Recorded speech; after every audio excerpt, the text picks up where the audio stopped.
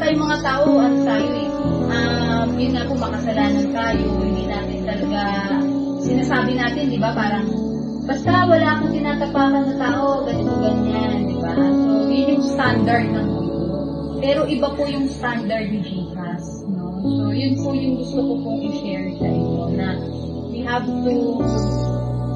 to repent po and put our faith in Jesus. Yun po yung mangyayari. Ibibigay niyo po sa atin yung Holy Spirit. And si Holy Spirit na po yung mag-transform sa atin. And yun po yung sinasabi sa John chapter 3 verse 2. Yun lang po yung gusto kong i-share sa inyo.